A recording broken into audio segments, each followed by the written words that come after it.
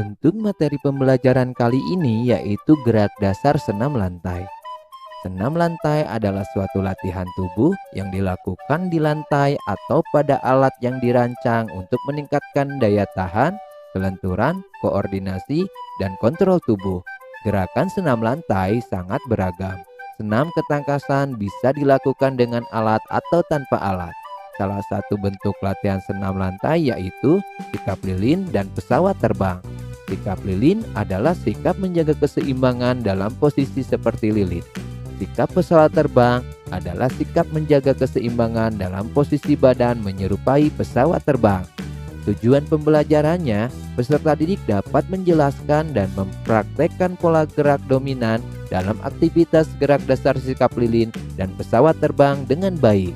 Nah, sekarang yuk kita belajar gerak sikap lilin dan sikap pesawat terbang.